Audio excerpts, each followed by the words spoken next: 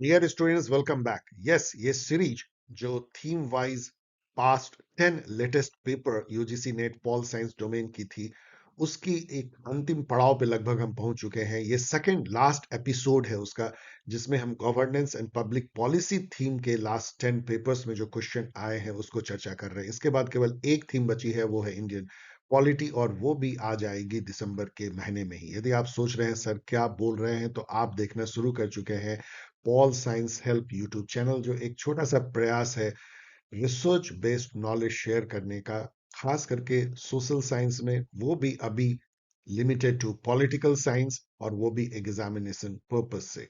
आज हम लोग चर्चा कर रहे हैं governance and public policy theme, जो UGC NET political science domain की वन ऑफ द थीम है, जिसको हम यूनिट 10 कहते हैं। उसके जो क्वेश्चन पिछले 10 पेपर्स में आए हैं, 3-4 साइकिल्स में कह लीजिए या 5 साइकिल में, उसको एनालाइज कर रहे हैं। इससे आपको पूरा एक ओवरव्यू मिलेगा कि किस तरह के क्वेश्चन पूछे जाते हैं और आप कैसे बेस्ट वे में अभी जो होने वाली है 6 जनवरी को उस एग्जाम की तैयारी कर पाए। So let us begin. ये है इसका सिलेबस। मैं पढ़ नहीं रहा हूं क्योंकि आप लोग अब कल एग्जाम दे रहे हैं, लेकिन गौर से देख लीजिए।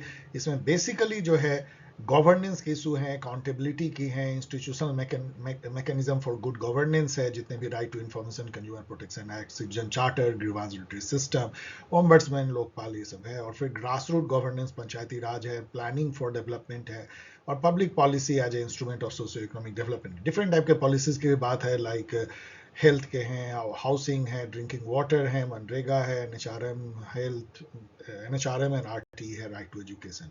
एंड कैसे पब्लिक पॉलिसी को मॉनिटर इवेल्यूएशन करते हैं, इस पे है। यदि आप अपने प्रिपरेशन को एक पूर्णाहुति देना चाहते हैं, एक कंप्लीटनेस देना चाहते हैं और एज लेना चाहते हैं और स्टूडेंट से, तो आपके पास गोल्डन अपॉर्चुनिटी है। जो 3 फुल लेंथ मॉक पेपर जो है अभी लॉन्च हुई है पॉल साइंस हेल्प प्लेटफॉर्म पे, और वो मोस्ट ऑथेंटिक, इसको कहने में मुझे कोई गुरेज नहीं है, ये कोई अभिमान नहीं है, ये मैटर ऑफ फैक्ट है, most authentic and most affordable.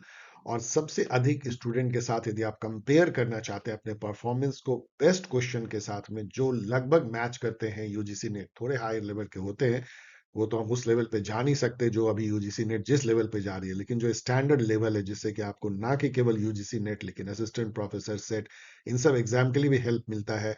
इसके साथ आपको बोनस मिलता है 10 रिवीजन क्लासेस जो अभी जस्ट खत्म हुए हैं, उनके रिकॉर्डेड सेशन आप सुन सकते हैं कई बार, जितनी बार चाहे उतनी बार। यदि ये आप प्राप्त करना चाहते हैं एट नॉमिनल कॉस्ट, तो आप रजिस्टर कर सकते हैं।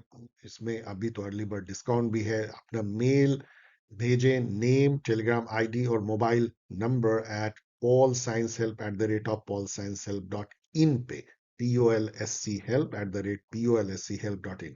इस मेल आईडी को गौर से देखें, कई स्टूडेंट इसको जीमेल समझ लेते हैं, गलती से भेजते हैं, और कई जो है स्पेलिंग मिस्टेक भी करते हैं और कहते हैं सर मुझे मेल का जवाब नहीं आया। गौर से इसको भेजिए, और आप यदि इसमें 30th दिसंबर तक ज्वाइन करते हैं, तो definitely you will get the early bird discount.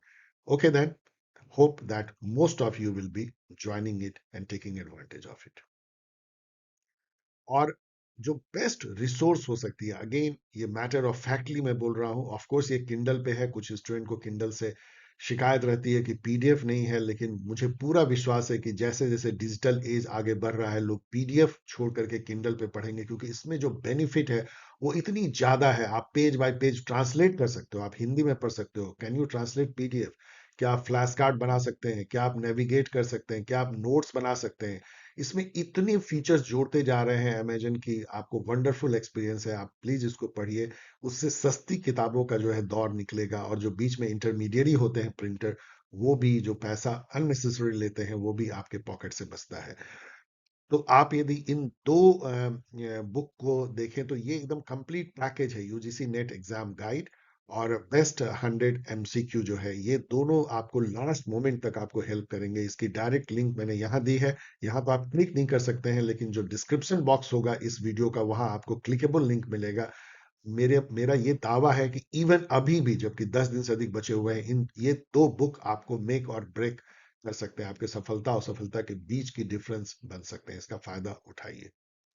आइए डियर स्टूडेंट, सबसे पहले जो है सबसे लेटेस्ट जो पेपर है हमारे पास पॉल साइंस के जून 2025 साइकिल, उसके क्वेश्चन जो मैं सोच पाया हूँ कि ये गवर्नेंस एंड पब्लिक पॉलिसी से बहुत थोड़े से क्वेश्चन इससे पूछे जाते हैं। आप इसको कई बार कंफ्यूज हो करके आप इसे पार्ट भी समझ सकते हैं इंडियन पॉलिटी के और कई बार पब्लिक एडमिनिस्ट्रेशन के। So let us see what question I could pull out from the June 2025 Pol Science paper. First question, in fact most of this question, चार क्वेश्चन ही है, सभी जो है जो डिफरेंट स्कीम्स हैं गवर्नमेंट ऑफ इंडिया के, आप उसको गवर्नेंस के स्कीम समझ सकते हैं, पब्लिक पॉलिसी स्कीम समझ सकते हैं, उसके क्रोनोलॉजी पे है मोस्ट ऑफ द क्वेश्चन।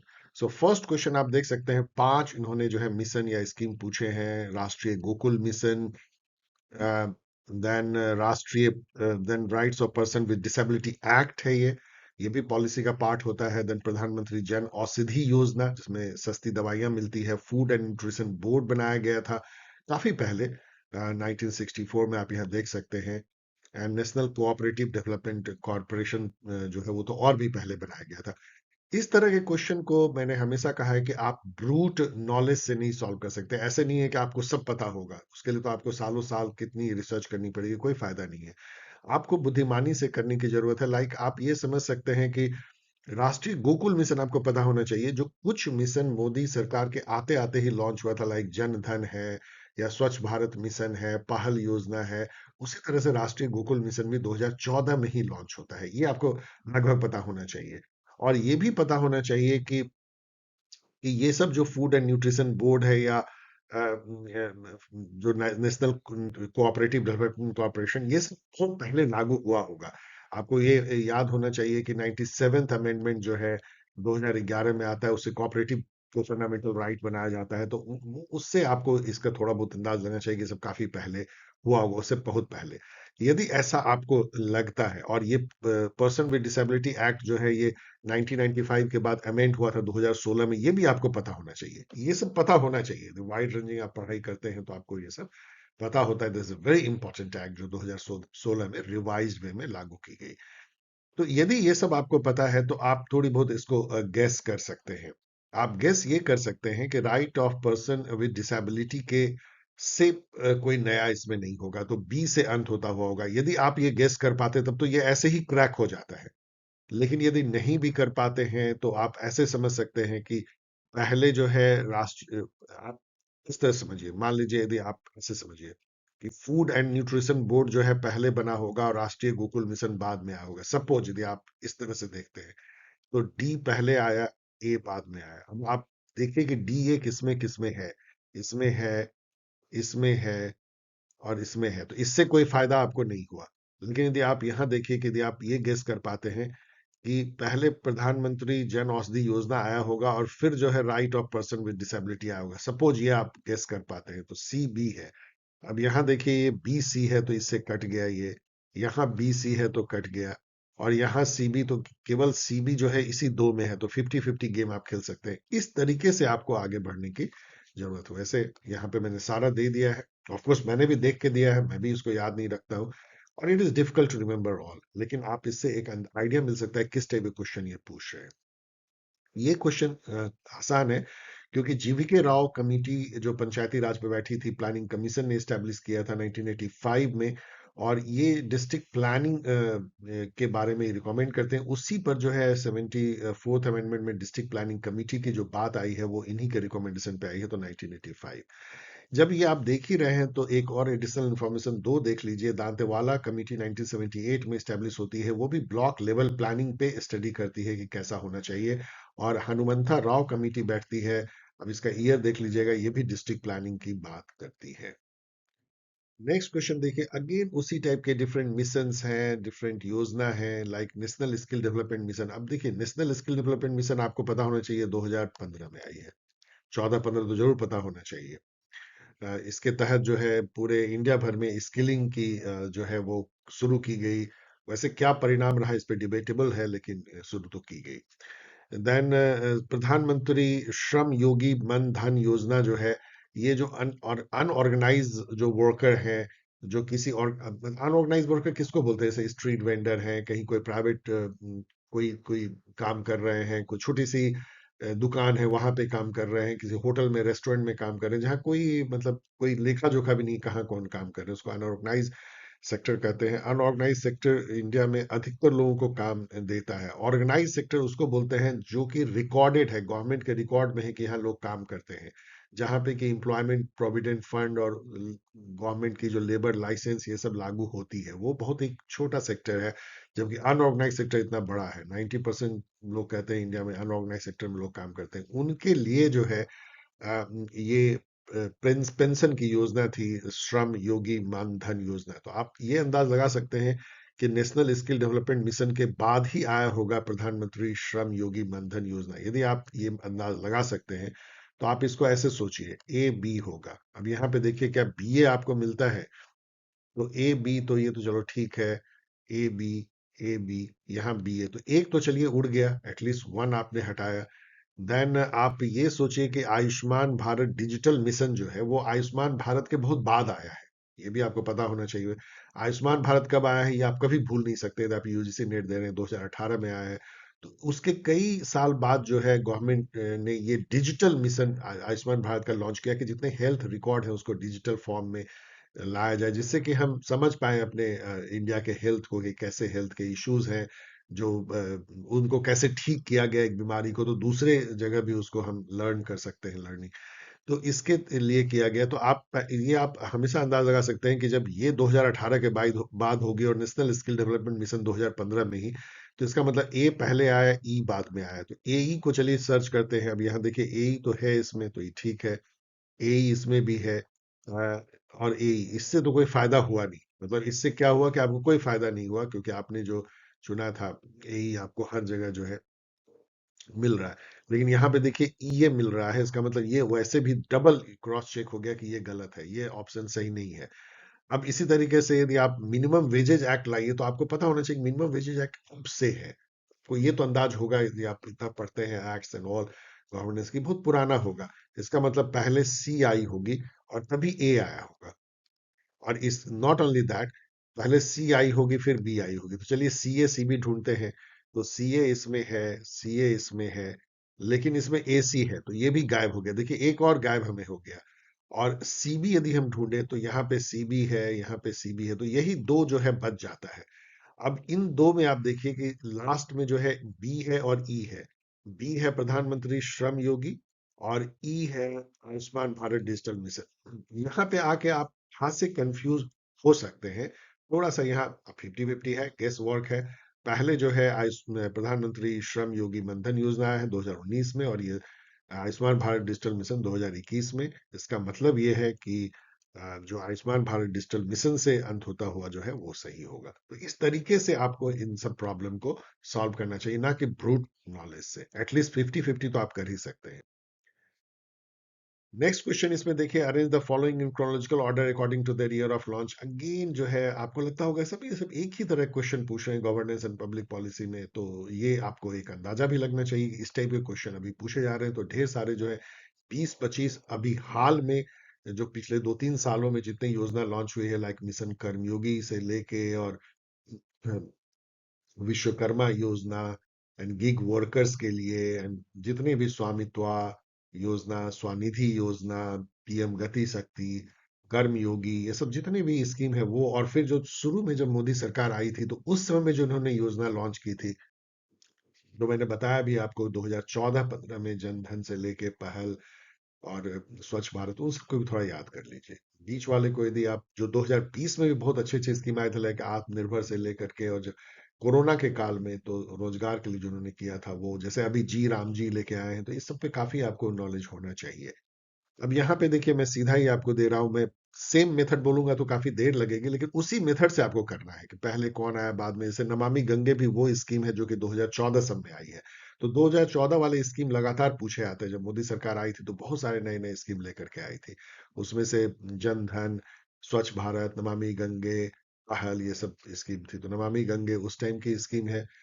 अब यहाँ पे आप देख सकते हैं स्वच्छ भारत जो है उसी साल अक्टूबर गांधी जी के जयंती पे हुआ था, तो आप इसको भी याद कर सकते हैं, अक्टूबर 2। स्वामित्व स्कीम जो है, जैसा मैंने कहा, ये सब कोरोना काल की है। स्वनिधि जो है स्ट्रीट वेंडर्स के लिए 2021 में। और कर्तव्य पथ तो बाद में, आप ये अंदाज लगा सकते हैं कर्तव्य पथ सबसे बाद में आई है, जो राजपथ को कर्तव्य पथ में बदला गया। तो आप ये अंदाज लगा सकते हैं, लेकिन इससे आपको कोई फायदा नहीं होगी, सभी डी से अंत हो रहे हैं, तो इससे आपको फायदा नहीं है। लेकिन यदि आप ये समझ पा रहे हैं इसमें कि नमामि गंगे सबसे पहले लॉन्च हुआ होगा, तब आपका काम बन सकता है, क्योंकि एक ही जो है अम, लेकिन यहाँ भी प्रॉब्लम है कि नमामि गंगे ई में है और ई से कोई शुरुआत नहीं हो रही। आई डोंट नो, इसका मतलब ये कुछ इसमें प्रॉब्लम भी होगी, तो आप इसको थोड़ा सा देख लीजिएगा। ये जरूर इसका आंसर भी गलत होगा, अदरवाइज ई से शुरू होना चाहिए, इसलिए मैं इसको छोड़ रहा हूँ, इसको चैलेंज किया गया होगा। Leave it. आप यहाँ पे जो है देख लीजिए जिस तरह से है और याद कर लीजिए। आइए देखें कि दिसंबर 2024 जो सेकंड लेटेस्ट पेपर है, उसमें से इस टॉपिक पे, इस थीम पे, governance and public policy in India से कौन से क्वेश्चन पूछे गए थे? 90 नंबर क्वेश्चन देखिए, arrange the following committee on Panchayati Raj in chronological order. तो इसमें हमें पता होना चाहिए कि बलवंत राय मेहता कमेटी 1957 की है। ये सब बिल्कुल आपको याद हो जाएगा यदि आप उस जोन में होंगे, जैसे मैं हमेशा देखता रहता हूँ। GVK Rao committee planning commission ने 1985 में इस्टेब्लिश किया था। अशोक मेहता कमेटी जनता पार्टी ने 1978 में। LM सिंघवी राजीव गांधी के टाइम में हुआ था 86 में, और PK थुनकर मुझे लगता है 1998 में हुआ था थुंगन कमेटी। इस बेसिस पे आप सबको कर सकते हैं, लेकिन कई तरीके से आप देखिए, जैसे कि CB पहले जो अशोक मेहता कमेटी 78 और फिर B जो है GVK राव 85। तो CB को यदि आप देखें तो यहाँ BC है, खत्म हो गया, यहाँ पे BC है, यहाँ पे CB है, यहाँ CB। इसका मतलब 50-50 गेम आपने जो है खेल लिया। अब यहाँ A और C है, तो A है बलवंत राय मेहता और C है अशोक मेहता। बलवंत राय मेहता पहले आएगा, इसका मतलब कि A वाली सही है, तो A। तो इस बेसिस पे, इस तरीके से आप एक ही दो जानने के मतलब कारण ही आप क्रैक कर सकते हैं। आपको पूरा जानने की जरूरत नहीं है। मैं पूरा भी जानता हूं, लेकिन उसकी जरूरत नहीं है। 97 देखिए, नमामि गंगे के बारे में है, जो कि इससे आप क्रैक कर सकते हैं कि ये मोदी जी के आने के बाद शुरू हुआ है। तो 2006 में तो मोदी जी आए नहीं थे प्राइम मिनिस्टर में, तो बी डेफिनेटली रॉन्ग है। अब बी को मैं जैसे ही यहाँ एलिमिनेट करता हूँ, अब ये इनकरेक्ट ऑप्शन कहते हैं। इसका मतलब कि इनकरेक्ट ऑप्शन में बी जरूर होना चाहिए। तो बी जो है, आपको कमाल लगेगा कि केवल एक ही ऑप्शन में बी है। इसका मतलब सीधा क्रैक हो गया केवल ये जानने से कि 2006 में ये जो है नहीं आया है। बाकी पढ़ लीजिए कि क्या गलत है। इसका बजटिंग का भी गलत था, बाकी सब सही है, पढ़ लीजिए। अब ये क्वेश्चन देखिए जो आपको बम्प कर सकता है, बिल्कुल आपको सरप्राइज कर सकता है। आप जानते हैं तो जानते हैं, when the legal service authority act 1987 was amended to provide for the establishment of the permanent लोक अदालत for public utility service। public utility service मतलब बिजली, पानी, गैस, ये सब जो पब्लिक यूटिलिटी है, उसमें यदि कोई डिस्प्यूट हो जाए between the service provider and the जनता जो सर्विस पा रही है, तो फिर उसके डिस्प्यूट को परमानेंट जो है लोक अदालत में ले जा सकता है, कोर्ट के बजाय या कंज्यूमर कोर्ट के बजाय। तो ये 2002 में ये अमेंडमेंट होता है। लेकिन जैसा मैंने कहा, आप जानते हैं तो जानते हैं, लेकिन ये आपको कुछ इंफॉर्मेशन देता है कि लीगल सर्विस अथॉरिटी एक्ट जो है 1987 बनी है, ये कहीं आपको और काम दे सकता है, इसको भी याद कर लीजिए। और ये इंफॉर्मेशन तो नया आपको पता लगा ही। अब आइए जून 2024 के क्वेश्चन को देखते हैं। इससे पहले के क्वेश्चन आंसर का दौर, कुछ डिस्क्लेमर, बहुत कम क्वेश्चन मैं खोज पाया हूं जून साइकिल में। पता नहीं, इसको बहुत इंपॉर्टेंस नहीं दिया है। पब्लिक पॉलिसी से तो ऑलमोस्ट कोई क्वेश्चन थ्योरेटिकल दिखता ही नहीं है। कुछ पॉलिसीज के बारे में जनरल जानकारियां जरूर हैं। चलिए देखते हैं जो कुछ भी क्वेश्चन मैं निकाल पाया हूं, कल आउट कर पाया हूं उस पेपर से। जून 2024 की ये पेपर एक दिन बाद ही अनफॉर्चुनेटली कैंसिल हो गई थी। एक ही शिफ्ट में हुई थी पेन पेपर में, लेकिन हमें मिल गए थे 100 क्वेश्चन पॉलिटिकल साइंस में। उसमें से देखिए governance and public policy in India के कौन से क्वेश्चन दिखाई पड़ते हैं। फर्स्ट क्वेश्चन है, RTI is a means of strengthening democracy due to. इसमें मल्टीपल ऑप्शन सही हैं। ये ओपननेस को लाता है, ट्रांसपेरेंसी लाता है, और अकाउंटेबिलिटी लाता है। ना ही ये सेक्रेसी को मेंटेन करता है और ब्यूरोक्रेटिक रेट टेपिज्म को बढ़ाता है। जस्ट उल्टा। और इतना आसान है कि कोई भी बी और डी को काट सकता है। तो बी डी इसमें है, कट जाएगा, बी डी इसमें है, बी है, तो केवल एक ही बचता है और यही सही है। बेहद इजी क्वेश्चन। नरेगा या एमजी नरेगा कब इंप्लीमेंट हुआ था? 2005 में इनैक्ट, और 2006 से इसका इंप्लीमेंटेशन होता है। बेहद आसान क्वेश्चन। अनदर, इसके बारे में तो बहुत जानकारी और भी आपको होना चाहिए कि 100 डेज मिलती है, और परिवार में जो है वो कोई भी व्यक्ति को मिल सकता है जो एडल्ट हैं। मनरेगा के कार्ड बनते हैं, और बहुत सारे इंफॉर्मेशन इसके बारे में आपको पता होना चाहिए।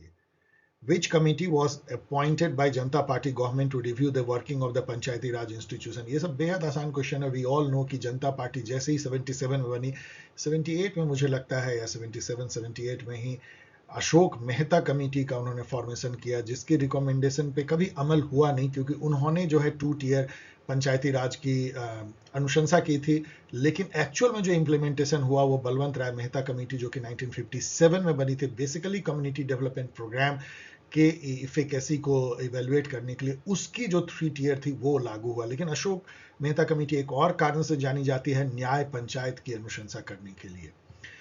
122 नंबर क्वेश्चन देखिए, arrange the following article of constitution of India as inserted by different constitutional amendment. ये मैंने इसलिए लिया, वैसे तो ये कॉन्स्टिट्यूशन में भी जा सकता है, क्योंकि इसमें कई जो हैं जैसे राइट टू एजुकेशन पॉलिसी से रिलेटेड है।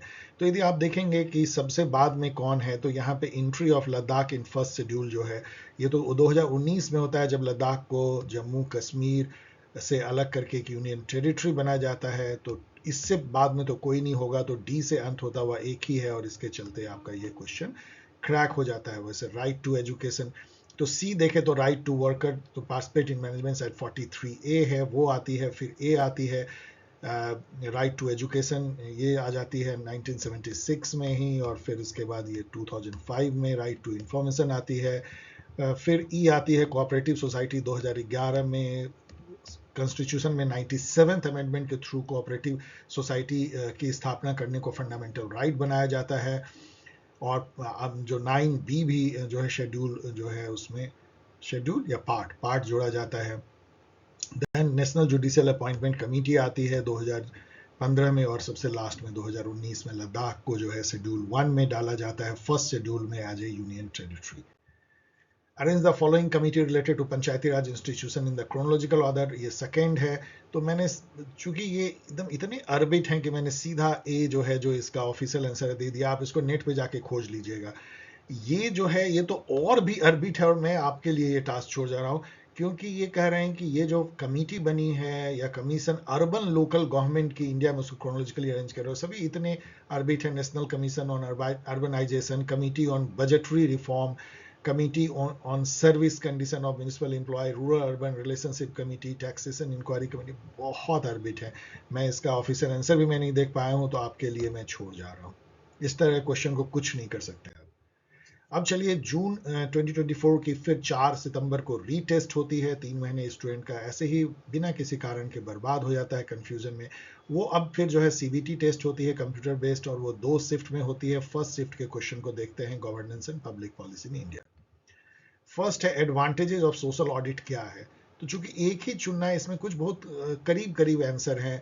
लाइक देखिए, ये भी ई डेमोक्रेसी तो खैर कुछ नहीं। सोशल ऑडिट क्या होती है कि जो जनता है या ग्राम सभा है, वो खुद ही पंचायत का जो है ऑडिट करती है, मतलब सोसाइटी ऑडिट कर रही होती है कि जो एक्सपेंडिचर हैं वो सही उन कामों के लिए हुए हैं कि नहीं, जिसके लिए वो दिया गया था, और सही ढंग से हुए हैं कि नहीं। तो promote collective decision making and share responsibility, ये भी बहुत कम इससे मिलता है। लेकिन train the community in audit practices, ये तो है ही, क्योंकि एक सोशल ऑडिट है, तो सोसाइटी खुद ऑडिट करती है, ग्राम सभा या अदर, तो उनको एक ऑडिट प्रैक्टिस और एक वॉचडॉग भी, पीपल वॉचडॉग हो जाते हैं, और इसमें एक गवर्नेंस में पार्टिसिपेशन हो जाता है पीपल का। तो यही है benefit. Local bureaucracy elected representative बिल्कुल नहीं होगा, तो 3 सही है। नेक्स्ट क्वेश्चन है, ministry of Panchayati Raj government of India has initiated measures to make panchayat vibrant, arrange the following in sequential order from earlier to later time. तो इसमें जो स्वामित्व स्कीम है, ये बहुत लेटेस्ट है। तो ये या तो ए होगा, या मल्टी बिजली योजना इंस्टॉल रूफटॉप सोलर जो है, ये भी बहुत लेटेस्ट है। तो ए या बी से अंत होता हुआ, चूंकि ए से अंत होता हुआ कोई है ही नहीं, इसका मतलब बी से ही अंत जरूर होगा। अब बी से अंत होता हुआ 2 है, अब डी से यहाँ शुरू हो रहा है, डी है release of a standard operating process regarding e Gram Swaraj to bring in better transparency, और सी है रिवैम्प्ड राष्ट्रीय ग्राम स्वराज अभियान। चूंकि ई यहाँ पे आ जाता है, ई ग्राम स्वराज, तो ये बाद में आया होगा, तो सी से स्टार्ट हुआ होगा, तो आप इसको, वैसे मैं आपके लिए छोड़ जा रहा हूँ, मैं आपके साथ सॉल्व कर रहा हूँ, मुझे नहीं पता ऑफिशियल आंसर क्या है, तो CDAB होना चाहिए। Which organization provides a robust communication system and effective support for e-governance in India? तो ई गवर्नेंस के लिए जो कम्युनिकेशन सिस्टम जो देता है, वो नेशनल इंफॉर्मेटिक्स सेंटर NIC के पूरे इंडिया भर में निक नेट है, NIC नेट, और उसी से जो है सारे इंफॉर्मेशन, सूचनाओं का आदान प्रदान होता है। तो इसलिए ये आसान होना चाहिए। वैसे ई गॉव इंडिया एक पोर्टल है, ये कम्युनिकेशन सिस्टम नहीं है, और बाकी तो आप इसको काट सकते हैं। तो NIC, national information Informatics Center NIC और NICNET. Which is the nodal agency to achieve sustainable development goal in India? तो सस्टेनेबल डेवलपमेंट गोल का जो लेखा जोखा रखने की जो एजेंसी है वो नीति आयोग है. हम लोग सबको जाना चाहिए नीति आयोग ने हर स्टेट जो है सस्टेनेबल डेवलपमेंट गोल पे कैसा कर रहा है उसके लिए एसडीजी इंडेक्स तैयार किया और स्टेट को रैंक भी करते हैं. तो नीति आयोग वो जो एजेंसी है जो सस्टेनेबल डेवलपमेंट गोल इंडिया ने जो एनडीसी नेशनली डिटरमिन्ड कंट्रीब्यूशन जो पेरिस क्लाइमेट अकॉर्ड के अनुसार प्रतिबद्ध है उसकी मॉनिटरिंग जो है नीति आयोग करती है. A person who is in know of things and is willing to alert the controlling authority by disclosing the corrupt act or practices that takes place in any organization, मैं ऐसे पढ़ रहा हूँ, वो विसल ब्लोअर कहलाते हैं. Whistle blower मतलब जो इंसाइडर होते हैं वो जानते हैं कि एक ऑर्गेनाइजेशन में क्या गलत हो रहा है जो पब्लिक को बताना चाहिए, वो अपनी जान पे खेल के अपनी सुरक्षा को दांव पे लगा करके ऐसा करते हैं, उनकी प्रोटेक्शन की जानी चाहिए. विसल ब्लोअर एक्ट 2013 काफ़ी सारी सुरक्षा उनको देती है, फिर भी इंडिया में विसल ब्लोअर को बहुत प्रोटेक्शन नहीं है. जान तक विसल ब्लोअर की गई है. तो whistle blower. Third, development administration, ये मैंने ले लिया, वैसे ये दूसरे जगह भी जा सकता था लाइक पब्लिक एडमिनिस्ट्रेशन में, लेकिन डेवलपमेंट एडमिनिस्ट्रेशन इनकम्पेसेस. देखते हैं क्या क्या इसमें से हैं, क्योंकि इसमें 3 हैं तो कुछ को आप एलिमिनेट कर सकते हैं. Like activities relating to centralisation and limiting the number of agencies that deal with the development to be undertaking. Centralisation के बिल्कुल खिलाफ है डेवलपमेंट एडमिनिस्ट्रेशन. डिसेंट्रलाइज होता है तो ए को हटाओ, ए को हटाओ, ए को हटाओ, इसका मतलब आपको बी सी डी सीधा आंसर मिल जाता है 3. बाकी आप पढ़ लीजिएगा. Like new management agencies and system must be devised, introduction to competent planning and monitoring delivery, and appointing trained personnel to give specialized support. तो ई नहीं होगा जो कि बी सी डी है. Regulating the agencies that deal with the commercial activities में कोई regulation नहीं, D regulation की बात होती है. डेवलपमेंट एडमिनिस्ट्रेशन एक तरह का एडमिनिस्ट्रेशन है जो developing third world country post colonial state के लिए यूज किया जाता है, जहां पे एडमिनिस्ट्रेशन का फोकस जो है all round development, change management, project management होना चाहिए डिसेंट्रलाइज वे में, पीपल को पार्टिसिपेट करके, कम्युनिटी को लेकर के, ना कि लॉ एंड ऑर्डर, रेगुलेटरी और centralise administration. New provisions under the consumer protection act क्या है, इसमें भी आप इसमें से हमें एलिमिनेट करना है 1 या 2. तो strict norm for misleading advertisement तो होगा ही, कॉमन सेंस आप समझिए. Establishment of a central consumer protection authority ये भी है. Inclusion of e commerce direct selling भी इसमें इंक्लूड किया गया है. Alternate dispute resolution through mediation भी है. Powers of consumer to complain have been restricted. अब ये तो अचानक से आपको इन्होंने लड्डू हाथ में थमा दिया, ये कभी हो नहीं सकता है. क्यों रेस्ट्रिक्ट करेंगे, यदि नया एक्ट है तो और इसको बढ़ाएंगे power of consumer to complain. तो ई जो है वो नहीं होगी, ई नहीं होगी. तो यहाँ देखिए बी सी डी कॉमन है, केवल ए को देखना है कि नहीं. ए है strict norms for misleading advertisement, कौन बोलेगा नहीं, ये तो होना ही चाहिए, इसका मतलब 3 सही है. अब आइए जून 2024 के रीटेस्ट के सिफ्ट 2 को देखते हैं, उसमें कितने क्वेश्चन हैं. First question, in which year planning commission was converted into NITI Aayog. ये हम लोग सभी जानते हैं कि 1 जनवरी 2015 को नीति आयोग प्रकाश में आया, प्लानिंग कमीशन के न्यू अवतार के रूप में. नेक्स्ट क्वेश्चन है, in India the speaker of Lok Sabha appointed the Pataskar committee in 1954 to examine the issue of. ये मैंने ले लिया, वैसे ये तो कॉन्स्टिट्यूशन में भी आ सकता था, इंडियन पॉलिटी में भी आ सकता था, लेकिन ये डेलीगेटेड लेजिस्लेशन की बात करता है, ब्यूरोक्रेसी की, इसलिए मैंने लिया.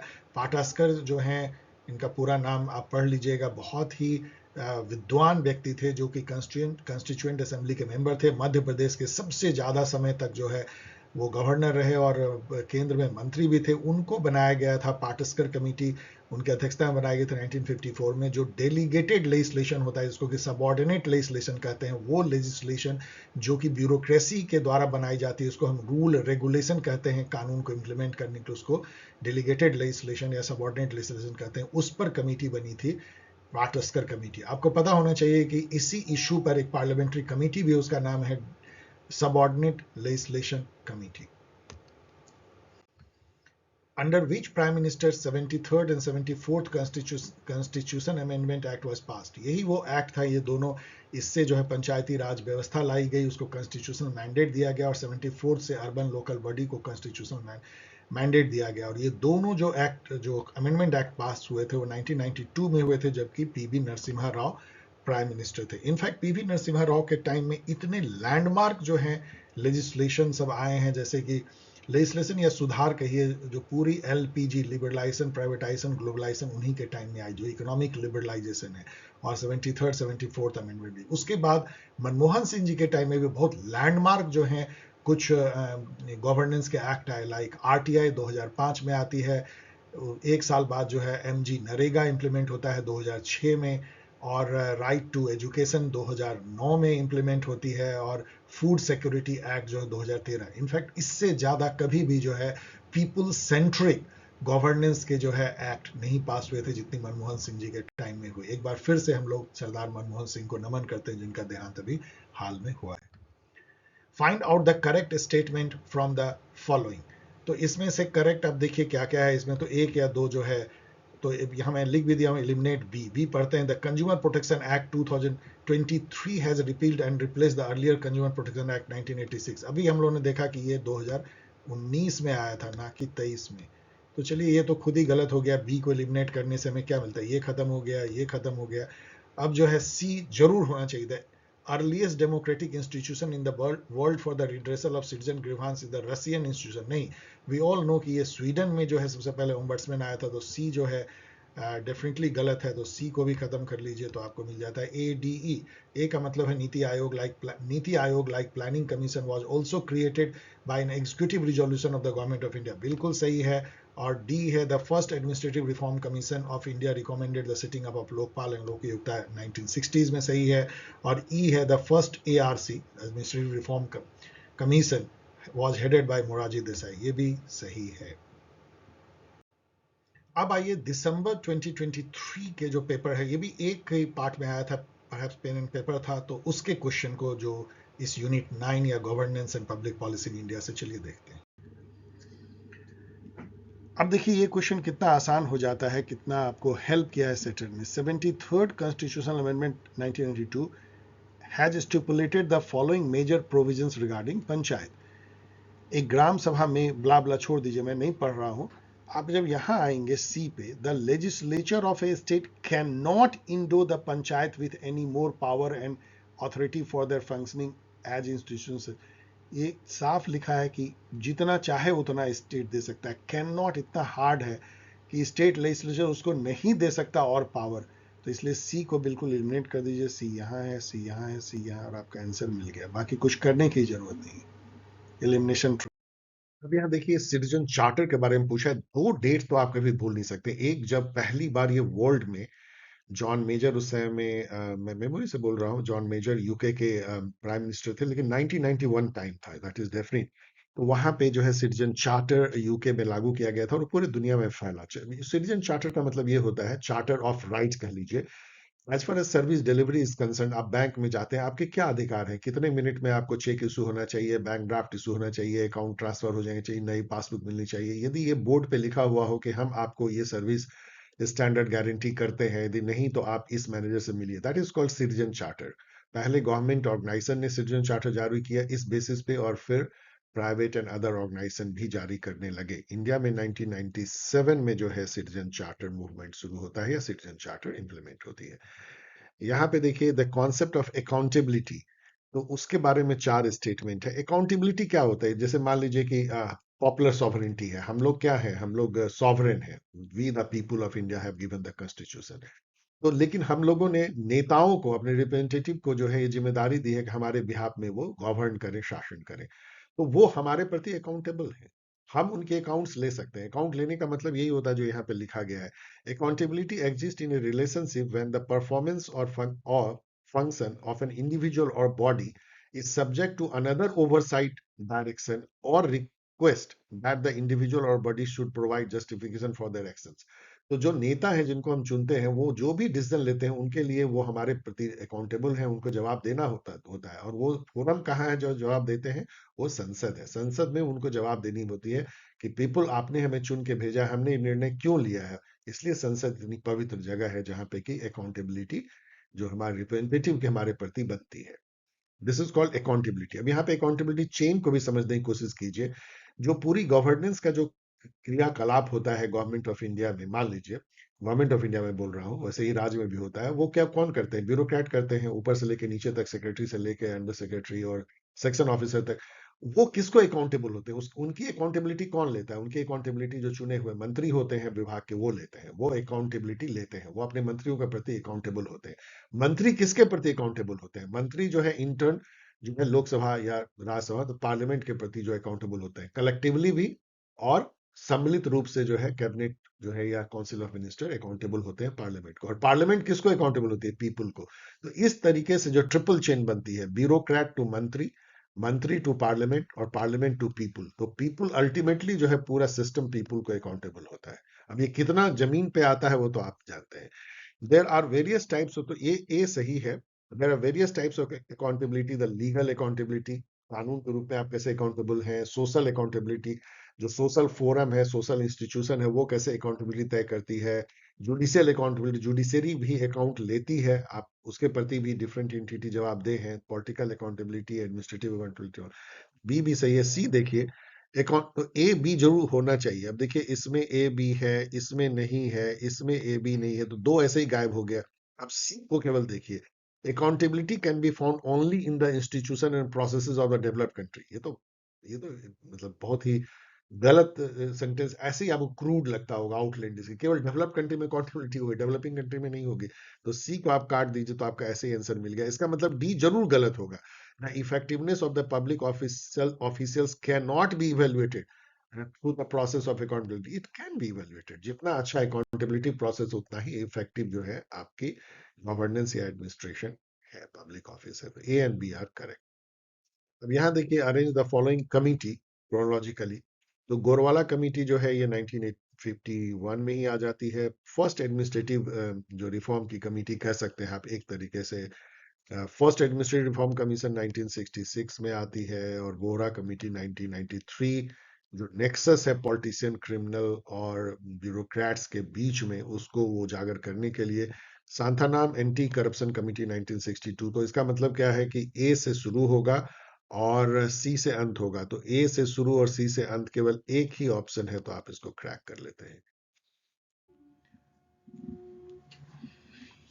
In his book administration in developing country the theory of prismatic society, ये दूसरी बार इसी पेपर में आ रहा है। रिग्स की ये बुक है जिसमें उन्होंने जो प्रिज्मेटिक सोसाइटी का जिक्र किया था, और ecological approach to public administration की उनकी थ्योरी है। लेकिन यहाँ आइए, Industria will move towards Agraria, ऐसा कभी हो गया क्या? उल्टा, Agraria will move towards Industria. तो सी को काट दीजिए, तो सी सी सी, केवल A B D, super easy, elimination. ये भी उतना ही आसान है। Scientific management theory, the development of a true science of work which is in fact will benefit both the worker and manager. तो ए का to और उसी से ये चूंकि क्रैक हो जाता है, तो इससे डैम इजी क्या हो सकता है। लेकिन बिना मिलाए आप आगे मत बढ़िए। आइए ई गवर्नेंस के बारे में इस क्वेश्चन में चार स्टेटमेंट को पढ़ते हैं और देखते हैं कि कौन सा करेक्ट नहीं है। यहाँ देखिए नॉट करेक्ट पूछा है। डियर स्टूडेंट्स को ध्यान रखिएगा, ये आपके नर्व को टेस्ट करता है। आप यदि यदि आप घबरा चुके हैं, आपके रोए खड़े हो गए हैं या नर्व सेल गर्म हो गया, तो आपको ये नॉट करेक्ट नहीं दिखेगा, करेक्ट आप सीधा देखेंगे। ध्यान रखिएगा, नॉट करेक्ट, इनकरेक्ट, इस तरह के वर्ड को। E governance reduces the cost of the government, तो ये सही है, नॉट करेक्ट नहीं है। इसका मतलब कि e governance reduces the cost of the government is correct, तो ये आपके लिए ऑप्शन सही नहीं है। E governance reduces the transparency of the, e governance reduces the transparency, ये गलत है। इसका मतलब आपके लिए ये सही है। ई गवर्नेंस इंक्रीजेस सिटीजंस इन इनपुट इनटू गवर्नमेंट, ये सही है, इसलिए आपके लिए गलत है।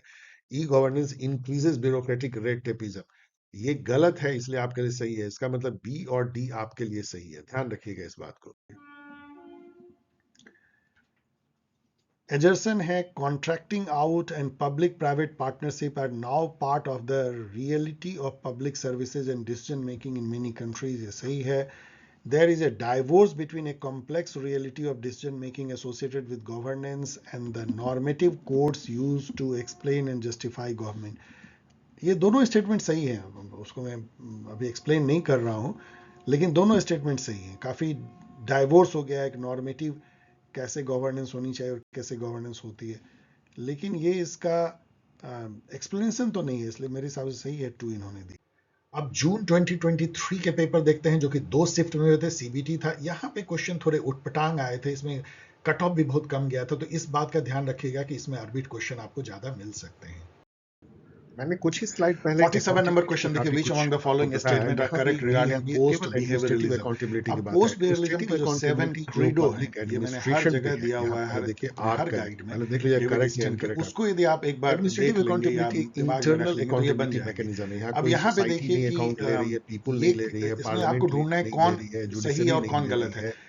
अधिक से लेकिन अधिक जो यहाँ पे है जो है दो गलत हो सकता है, जो एक भी गलत हो एडमिनिस्ट्रेटिव सकता है। ध्यान स्ट्रक्चर है, रखिएगा, हिरार्की है, वो टेक्निक खुद एंड जो है क्वांटिफिकेशन आर अकाउंटेबिलिटी मोस्ट आपको इंपॉर्टेंट। ये देती है। कैसे होगा, तो ये क्योंकि ये तीनों स्टेटमेंट सही बिहेवियरलिज्म है। का देखिए है। एडमिनिस्ट्रेटिव पोस्ट अकाउंटेबिलिटी में रेफर बिहेवियरलिज्म टू जो द है लीगल इस एंड तरह के hierarchical locus of brute the responsibility. जो क्वांटिफिकेशन से हिरार्की आगे है, मूव बॉस कर आपको जाता है, वो अकाउंट, सब्सटेंस पे बॉस को जाता आपको है, अकाउंट चेंज पे देना पड़ता जाता है, है। बॉस को अपने बॉस को उसमें देना पड़ता है, पॉलिटिकल लाइक जो ये सही थ्योरी है। बिल्ड करने ये वाला है, वो एक ये चेंज एजेंट की तरह एडमिनिस्ट्रेटिव काम करता है, वो responsibility has politicise ethical and होता है नॉर्मेटिव थिंकर्स का। और कनोटेशन। उसमें यस, जो है एडमिनिस्ट्रेटिव इसकी ज्यादा रिस्पांसिबिलिटी है कि always ethical and value normative, fact क्या करना इंटीग्रेशन की चाहिए बात भी हमें, होती है। ये ऑलवेज आप इसमें क्यों रहता है। डेटा जो इथिकल ला है, रहे हो, ये उसका करना सही पर्पस है। क्या है, उसमें सब्सटेंस क्या एडमिनिस्ट्रेटिव है, इस इथिक्स बात पे कहते भी हैं, इसका ब्यूरोक्रेटिक इथिक्स जो कहते है हैं। वो रिलेवेंट तो है, फैक्ट होने चाहिए तो सब बी पे। भी सही जो है। यहाँ पे है बी सब्सटेंस है, बी सोशल बी चेंज है, Administrative पॉलिटिसाइजेशन और responsibility प्रोफेशन, ये भी वो implies कहते हैं। that तो डी public जो है official नहीं है, will A B adhere C to है, the explicit आसान and है। implicit which of the values of following proper statement is are administration correct policy। ये इतना रिगार्डिंग जनरल स्टेटमेंट अकाउंटेबिलिटी है, एंड इतना सही कंट्रोल है कि इस ओवर तरह के एडमिनिस्ट्रेशन। स्टेटमेंट को सीधा आपको कोई कॉमन काट ही नहीं सेंसिकल सकता है। क्वेश्चन है। इसका मतलब ऑल और यू यहाँ हैव टू चूंकि से। ऑल ऑफ द अबव है, आप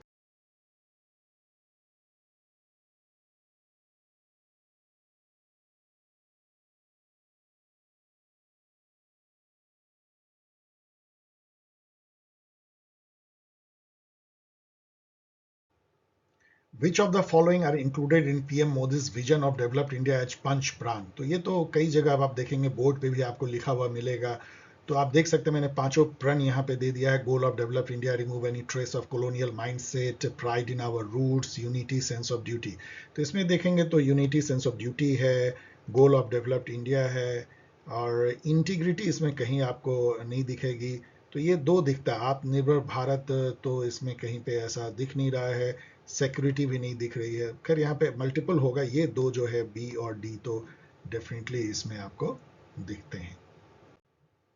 which of the following are tools of executive control over administration. इसमें प्रॉब्लम इस क्वेश्चन में क्या है कि ए बी सी डेफिनेटली सही है। सिविल सर्विसेज कोड, मतलब सिविल सर्विसेज के लिए जो कोड ऑफ कंडक्ट है, वो भी एक तरह का एग्जीक्यूटिव कंट्रोल करता है एडमिनिस्ट्रेशन को। स्टाफ एजेंसी जो हैं वो भी एक तरीके से एडमिनिस्ट्रेशन को सलाह देते हैं, एक रास्ता दिखाते हैं, तो भी कंट्रोल जैसा है। बजट भी जो है कंट्रोल करता है, क्योंकि आपको बांध देता है आपको कितने पैसे खर्च करने हैं, किस प्रोजेक्ट पे करने हैं, किस पर्पज से करने हैं। तो ए बी सी दोनों सही यदि है तो आप इसको ही ले सकते हैं, इसको ले सकते हैं। अब इसमें देखेंगे तो ई केवल देखना है। सूट्स अगेंस्ट पब्लिक ऑफिशियल नहीं हो सकता है, ये तो एक तरह का लीगल रिकोर्स हो गया, ये एग्जीक्यूटिव कंट्रोल नहीं है, तो इसलिए डी को लेना पड़ेगा। लेकिन ऑर्डिनेंसेज जो हैं, जो कि एक तरह का कानून का रूप लेती हैं, वो कैसे कंट्रोल करता है आई डोंट नो, लेकिन ए बी सी डी ही इसका सही आंसर बन सकता है। Which of the following are not the formal mode of people's participation in administration. इसमें रिवॉल्यूशन दे के इन्होंने आपके हाथ में लड्डू पकड़ा दिया, बाकी recall, pressure group, initiation, public opinion, people इस तरह से पार्टिसिपेट कर सकते हैं, लेकिन रिवॉल्यूशन के थ्रू तो कोई डेमोक्रेसी में नहीं कह सकता है कि पार्टिसिपेट करना। अब आइए जून 2023 के शिफ्ट 2 में इस यूनिट से क्या क्वेश्चन थे, चलिए देखते हैं। फर्स्ट क्वेश्चन देखिए, विच of the following website is a comprehensive website of citizen charter of government of India. ये आपको बम्प कर सकता है, लेकिन एक बार यदि आप जान लेंगे तो कभी भूलेंगे नहीं, और ये तो बस याद करना पड़ेगा। Go government of India GOI charters nic.in। तो GOI charters .nic.in ये है। Which of the following commission committee recommended for the establishment of the Lokpal and Lokayukta. अभी हम लोगों ने देखा फर्स्ट टाइम जो है, फर्स्ट एडमिनिस्ट्रेटिव रिफॉर्म कमीशन ने 1966 में ही या 67 में इसकी अनुशंसा की थी, जिसके चेयरपर्सन हम लोग ने ये भी देखा कि मोरारजी देसाई थे। वैसे बाद में जब वो डिप्टी प्राइम मिनिस्टर बन गए तो के हनुमंथैया जो है वो फर्स्ट ARC के चेयरपर्सन बने थे। सेकंड ARC आप लोग को हमेशा याद रखना चाहिए कि वीरप्पा मोइली 2005 में कंस्टिट्यूट हुए थे, उसके कांग्रेस के बड़े नेता थे, वो उसके चेयरपर्सन बने थे। ये भी याद रखना चाहिए कि अभी तक केवल 2 ही एडमिनिस्ट्रेटिव रिफॉर्म कमीशन जो है वो कंस्टिट्यूट हुई है, first and second. Which of the following laws rules are restricting the disclosure of official information to the people। इसमें चूंकि 4 या 3 है तो फिफ्थ पे कमीशन को छोड़ के सभी रेस्ट्रिक्ट करती है। ऑफिशियल सीक्रेट एक्ट 1923 की, कमीशन ऑफ इंक्वायरी एक्ट 1952 की, और इंडियन एविडेंस एक्ट 1812 का। तो A B C। In which year did the amendment to the constitution extended the Panchayati Raj provision to the scheduled area, मतलब जिसको fifth schedule area कहते हैं, ये पेसा कहते हैं इस एक्ट को, PESA extension of scheduled area, Panchayati Raj extension to scheduled area, और ये दिलीप सिंह भुरिया कमेटी के रिकमेंडेशन पे हुई थी 1996 में. Which of the following statement is are correct regarding Central Information Commission? ये थोड़ा आपको कंफ्यूज कर सकता है और मैं आपके लिए टास्क भी छोड़ रहा हूँ. सेकंड स्टेटमेंट, फर्स्ट स्टेटमेंट सीधा है, CIC was constituted through an official gazette notification under the provision of RTI Act 2005. बिल्कुल सही है. बी जो है वो कंटेंसस है. When CIC was constituted initially it had 5 commission including chief information commissioner. मुझे लगता है ये स्टेटमेंट सही है, लेकिन आप इसको चेक कर लीजिएगा. अभी 10 हो गए हैं. The chief information commissioner hold office for a period of 3 year from the date on which he enters office. ये बिल्कुल सही है. तो ABC होना चाहिए, लेकिन फिर भी आप इसको चेक कर लीजिएगा बी के लिए. Place the following legislative act in chronological order. अब यहाँ पे कंज्यूमर प्रोटेक्शन एक्ट 2 बार आई है. पहले ये 1986 में आई और फिर जो है अमेंड होकर के जो है अमेंड होकर 2019 में आई. यहाँ 2019 को लिया है इन्होंने, इसलिए बी से अंत होता हुआ होगा, 2 है. और सबसे पहले जो है वो आती है राइट टू इंफॉर्मेशन एक्ट जो 2005 में आ जाती है ए. फिर उसके बाद राइट टू एजुकेशन एक्ट 2009 में, फिर 2013 में लोकपाल लोकायुक्ता एक्ट, और लास्ट में 2019 में कंज्यूमर प्रोटेक्शन अमेंडेड एक्ट. ध्यान रखिएगा 2 सही है. Arrange the following committee commission on Panchayati Raj या local government in chronological order. तो सबसे पहले जो है अशोक मेहता कमेटी इसमें से आती है, वी ऑल नो. 1978 में GVK राव कमेटी, 1985 में आ जाती है. प्लानिंग कमीशन कंस्टिट्यूट करती है. LM सिंघवी 1986 में, राजीव गांधी कंस्टिट्यूट करते हैं, और थुंगन 1998 की कमेटी है. तो आप अरेंज कर सकते हैं. Who among the following has written the book Public Policy Making Re-examined and Designed for Policy Sciences? बहुत ही फेमस दोनों बुक हैं और ये येजिकल ड्रोयर की बुक है.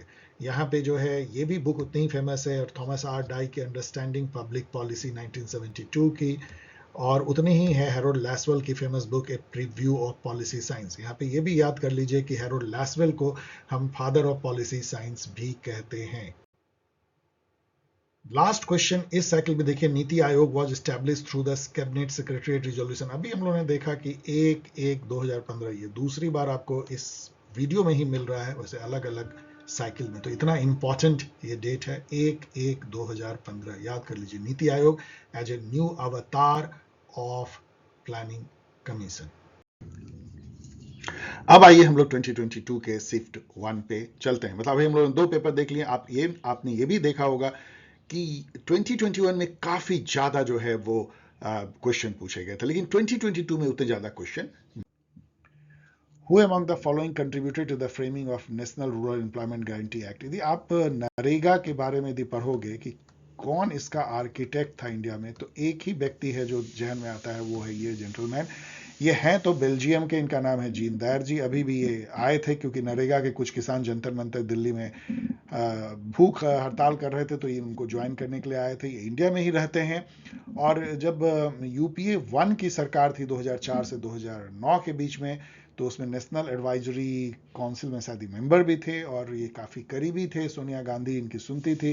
तो इन्होंने जो है एम्प्लॉयमेंट गारंटी प्रोग्राम की एक पूरी रचना की थी. आर्किटेक्ट यही थे. सो जीन देरजी, दुरैज जैसे पढ़ लीजिए. विच अमॉन्ग द, सब इजी क्वेश्चन है, मैंने मीडियम लिखा है लेकिन इजी है. Which one of the following is not a principle among the originally framed 6 principle of citizen charter movement. आपको लगेगा, देखिए अब इसको यदि आप मत पढ़िए तो आपको लगेगा कि ये बड़ा डिफिकल्ट क्वेश्चन है कि 6 प्रिंसिपल सिटीजन चार्टर का मैं कहाँ जानता हूँ. मान लीजिए आप नहीं जानते हैं, लेकिन यदि आपने सिटीजन चार्टर यदि पढ़ा है मेरे वीडियो से या कहीं से भी, तो आपको पता होगा सिटीजन चार्टर क्या होता है. उसमें कोई भी डिपार्टमेंट, पब्लिक या प्राइवेट, वो कहती है कि भाई आपको हम ये गारंटीड सर्विस देंगे, ये हमारा standard of quality of service है. बैंक कहेगी कि आधे घंटे में हम आपको चेक बुक दे देंगे, 20 मिनट में बैंक ड्राफ्ट बना देंगे, नहीं तो आप यहाँ पे शिकायत करें. इसको सिटीजन चार्टर कहते हैं. मतलब आपका हक क्या है as a customer, as a citizen, किसी भी सरकारी या गैर सरकारी संस्था से. तो अब यहाँ पे यदि आप देखें तो चॉइस है कस्टमर को, वैल्यू कस्टमर को दे रहे हैं, अकाउंटेबिलिटी है, क्वांटिटी क्या है, क्वांटिटी इन सब में ऑड वन आउट हो जाती है. तो बिना जाने हुए ही आप इस क्वेश्चन को हल कर सकते हैं, इसलिए कॉमन सेंस क्वेश्चन है. Which is the fifth stage of policy cycle according to Harold Lasswell. ये डिफिकल्ट है क्योंकि लैसवेल ने जो है पॉलिसी साइकिल को बांटा इंटेलिजेंस, जिसमें कि स्कैन किया जाता है कि प्रॉब्लम क्या है समाज में जिसके लिए कि पॉलिसी बनेगी, उसको इंटेलिजेंस स्टेज कहते हैं। सेम जो हर्बर्ट साइमन ने भी कहा था, जहां हम प्रॉब्लम को आइडेंटिफाई करते हैं। फिर प्रमोशन, जो इस प्रॉब्लम के जो सॉल्यूशन है वो अल्टरनेटिव जो है प्रमोट करती है पॉलिसी कम्युनिटी की, ये मेरा सॉल्यूशन, ये मेरा सॉल्यूशन अल्टरनेटिव। फिर जो है उसमें से एक को जो है वो एक तरह से सेलेक्ट कर लिया जाता है, फिर उस एक को जो है ऑथोरिटेटिवली पब्लिक पॉलिसी मान लिया जाता है एक अल्टरनेटिव को, और डिक्लेयर कर दिया जाता है, उसको अडॉप्ट कर लिया जाता है। पांचवा जो स्टेज है जो यहाँ पूछा जा रहा है वो है उसको इंप्लीमेंट या अप्लाई किया जाता है, फिर उसको पॉलिसी साइकिल टर्मिनेट हो जाती है और फिर अप्रेजल किया जाता है लास्ट स्टेज में, इवेल्युएशन। तो यहाँ पे एप्लीकेशन होगा डिफिकल्ट। वैसे आप जान लें कि हैरोल्ड लैसवेल जो है वो पॉलिसी साइंस के फादर कहे जाते हैं। Which of the following ministry associated with the स्वच्छ सर्वेक्षण, स्वच्छता सर्वेक्षण। ये क्वेश्चन इतना डिफिकल्ट है, क्यों? क्योंकि जो स्वच्छ भारत मिशन है उसके दो कंपोनेंट है, एक ग्रामीण और एक अर्बन। ग्रामीण जो चलाती है वो ministry of drinking water and sanitation चलाती है, जो अर्बन है वो ministry of housing and urban affair चलाती है। अब इसमें डिफिकल्ट है, और ये जो स्वच्छता अभियान है वो ministry of housing urban affair कराती है। Super confusing. मतलब ये ना ऐसा है कि सेंट्रल गवर्नमेंट ने अपने काम इस तरह से कंफ्यूजिंग वे में बांट रखे हैं, और उससे जो है सेटर जो है क्वेश्चन पूछते हैं, जो कि मेरे अनुसार से सही नहीं है। जब तक कि आप गवर्नमेंट में खुद ना हो तो इस तरह के डिफरेंसेस को पढ़ के पता करना बहुत डिफिकल्ट होता है। Which of the following is the first state to bring social audit law. ये सब एकदम आर्बिट क्वेश्चन है, इसका आंसर है मेघालय। आप नेट पे जाकर पढ़ लीजिए, इन सब क्वेश्चन से दूर रहिए, कोई डिफिकल्टी नहीं है। ऐसे क्वेश्चन इसमें आर्बिट क्वेश्चन आप देखेंगे 5-6 आर्बिट क्वेश्चन है, छोड़ दीजिए उनको। डिफिकल्ट जो है 15 से 17 है, गेस कर लीजिए, आपका काम हो जाएगा, आप जीआरएफ कंप्लीट कर जाएंगे बिना इन सब क्वेश्चन में माथा फोड़ी किए हुए। विच ऑफ द फॉलोइंग मिनिस्ट्री और आयोग is associated with good governance index. ये डिफिकल्ट है। क्यों डिफिकल्ट है? क्योंकि नॉर्मली यदि मुझे ऐसे कहा जाता तो मैं बोलता नीति आयोग, क्योंकि सारे इंडेक्स जो है नीति आयोग निकालती है। लेकिन गुड गवर्नेंस इंडेक्स जो है ministry of personnel public grievance and pension ने निकाला है। ये एक बस जानने की बात है, आप जानते हैं तो जानते हैं, इसलिए डिफिकल्ट क्वेश्चन। अब ये पीआईएल के बारे में है, बेहद आसान क्वेश्चन, क्योंकि इन्होंने 4 में से जो है इनको करेक्ट आंसर, करेक्ट ऑप्शन कह रहे हैं, और इसमें से एक या दो गलत है। और यहाँ देखिए, there is no court fee for filing PIL, ऐसा कुछ नहीं है। पीआईएल पब्लिक इंटरेस्ट लिटिगेशन को भी फाइल करने के लिए आपको कोर्ट फी जमा करनी पड़ती है, तो डी को एलिमिनेट कर दीजिए। और ए भी गलत है, only registered civil society organization can file a PIL, ऐसा कुछ भी नहीं है। कोई भी पीआईएल फाइल कर सकता है, कोई पोस्ट कार्ड पे भी कर सकता है। पीआईएल मतलब ये होता है कि आपका लोकास स्टैंडाई होने की जरूरत नहीं है। जैसे मैं फाइल कर सकता हूँ स्टूडेंट के बिहाफ में, तो कोई ये नहीं कह सकता कि आपको क्या परेशानी है एनटीए के एग्जाम से। मैं कह सकता हूं कि मैं स्टूडेंट के बिहाफ में कर रहा हूं, जब आप किसी के दूसरे के बिहाफ में करते हैं। और ये भी याद रखना चाहिए कि पीएन भगवती इसके फादर कहलाते हैं पीआईएल के। इंडिया में 1979 में पहली बार जो है ये हसीना खातून केस कुछ था, देख लीजिएगा, उसके थ्रू जो है पीआईएल आता है। और अब तो पीआईएल बहुत ही मतलब एक बहुत ही एक strong kind of judicial mechanism बन गया है, जनता को राहत पहुंचाने के लिए। नाली साफ होने से लेकर के इंक्रोचमेंट हटाने तक जो है पीआईएल फाइल की जाती है। तो पीआईएल के लिए ए और डी जो है इस ऑप्शन में गलत हैं, तो बी और सी जो है PIL can be filed in supreme court under article 32 fundamental right की रक्षा के लिए, किसी के भी किसी के बिहाफ में। और इसी तरह आर्टिकल 226 जहां की लीगल या कॉन्स्टिट्यूशनल राइट के प्रोटेक्शन इंक्लूडिंग फंडामेंटल राइट के प्रोटेक्शन के लिए भी पीआईएल फाइल की जा सकती है। तो बी और सी जो है इसका सही आंसर है। अब यहां देखिए, आरटीआई एक्ट में संशोधन किया गया 2019 में, आपको जरूर ये याद रखना चाहिए और ये नजर आनी चाहिए, क्योंकि बहुत बड़ा संशोधन था। कई लोगों ने इस पर आरोप लगाया था कि उसके पावर को डाइल्यूट की जा रही है, राइट टू इन्फॉर्मेशन को थोड़ा हल्का बनाया जा रहा है। तो उसमें दो बातें खास करके थी कि यहाँ पे जो फिक्स टर्म जो था उसको चेंज करके जो है प्लेजर ऑफ गवर्नमेंट पे किया गया कमिश्नर की, तो थोड़ी उससे डाइल्यूट होती है। और इस तरह कोई चेंज नहीं किया गया नंबर ऑफ मेंबर्स में, और सैलरी अलाउंसेस भी जो हैं वो गवर्नमेंट डिसाइड करेगी, इस टाइप की बातें की गई। ये भी जो है कोई टेनियर या एज चेंज नहीं किया गया। तो ए और सी जो है सही है, तो ये आपको जानना पड़ेगा, दैट्स ऑल, ये आपको जानना होगा। स्टेटमेंट 1 यहाँ देखिए, the policy agenda is the sum of all political demand that a number of individual और group have tried to get into the policy agenda. ऐसा नहीं होता है। पॉलिसी एजेंडा एक्चुअली वो होता है जो स्टेटमेंट 2 में लिखा गया है। पॉलिसी एजेंडा मतलब ये होता है जब सरकार या जो निर्णय लेने वाली संस्था है, कोई भी जो डिसीजन ले सकती है, जैसे गवर्नमेंट ले सकती है, वो जो सोचती है कि मुझे ये करना है, अब इस पर निर्णय लेना है, उसको पॉलिसी एजेंडा कहते हैं। जैसे फॉर एग्जाम्पल, यदि मान लीजिए कि बहुत सारे किसानों के सुसाइड के जो है घटनाएं जगह जगह से आ रही है देश में, न्यूज़पेपर में निकल रहा है, विरोधी दल उस पर आंदोलन कर रहे हैं, लेकिन वो पॉलिसी एजेंडा में तब तक नहीं आएगा जब तक सरकार ना माने कि ये समस्या इतनी बड़ी हो गई है कि अब इस पर कोई निर्णय लेना होगा। जब सरकार ऐसा विचार कर लेती है और पता लगा वो कैबिनेट के बैठक में वो एजेंडा में आ गई, प्राइम मिनिस्टर ने उस पर कोई कमेटी गठित कर दी, तब वो पॉलिसी एजेंडा में आती है। तो जो यहां लिखा गया, the policy agenda is composed of the demands that policy makers, मतलब डिसीजन मेकर्स जो गवर्नमेंट होते हैं, हैव एग्रीड टू कंसीडर। जो गवर्नमेंट जिस पर विचार करने के लिए तैयार हो गई वही पॉलिसी एजेंडा है, आपके कूदने फांदने से नहीं होगा। जैसे फॉर एग्जांपल अभी मान लीजिए पहलवान लोग जो है बैठे हुए हैं, धरने में बैठे हुए हैं, लेकिन वो गवर्नमेंट के पॉलिसी एजेंडा में नहीं है। मान लीजिए कल को गवर्नमेंट डिसाइड करती है नहीं, जो खेल संघ है उसमें सेक्सुअल हरासमेंट को लेकर के हम बहुत चिंतित हैं और हमारे पॉलिसी एजेंडा में है, अब हम इस पर कोई नया कानून बनाएंगे, कोई नया पॉलिसी लाएंगे, तो वो तब एजेंडा में आता है। इस चीज को समझने की जरूरत है जो यहां पे दिया गया है। तो स्टेटमेंट 1 जो है वो फॉल्स है और स्टेटमेंट 2 जो है वो ट्रू है। तो ये तो आपको पता है इस टाइप के जो स्टेटमेंट वाले क्वेश्चन के ऑप्शन क्या होते हैं। ये परहैप्स जो है ये डी ऑप्शन होगा। पहला ऑप्शन होता है दोनों स्टेटमेंट करेक्ट हैं, दूसरा होता है दोनों इनकरेक्ट हैं, फिर होता है पहला करेक्ट दूसरा इनकरेक्ट, और फिर लास्ट में होता है पहला इनकरेक्ट दूसरा करेक्ट। यहाँ पे स्कीम और मिनिस्ट्री जो कि बहुत ही एक घिसा बेटा क्वेश्चन होता है, लेकिन ये कंफ्यूज आपको इसलिए कर सकता है कि उज्ज्वला नाम की दो स्कीम है। एक स्कीम जो है वो मिनिस्ट्री ऑफ पेट्रोलियम चलाती है, प्रधानमंत्री उज्ज्वला योजना, जिसमें कि फ्री गैस सिलेंडर जो है गरीब लोगों को बांटे जाते हैं। और दूसरी जो थोड़ा सा स्पेलिंग के साथ डिफरेंस है, उज्ज्वला, और ये जो है ministry of women and child development चलाती है, trafficking in women and children को रोकने के लिए और कॉमर्शियल सेक्सुअल एक्सप्लॉयटेशन को रोकने के लिए। तो यहाँ पे आपको मिलाना है इससे, क्योंकि मिनिस्ट्री ऑफ पेट्रोलियम तो है ही नहीं, और सौभाग्य स्कीम जो है वो मिनिस्ट्री ऑफ पावर की है।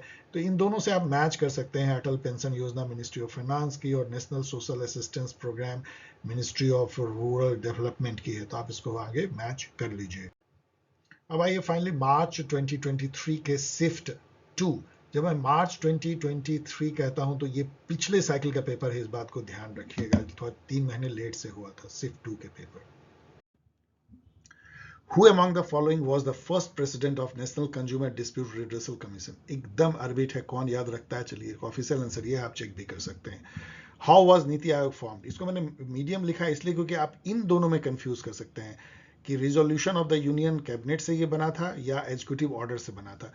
तो आप ये जान लीजिए कि प्लानिंग कमीशन, नीति आयोग दोनों ही ना तो किसी एक्ट से बना है और ना ही एक कॉन्स्टिट्यूशनल बॉडी है।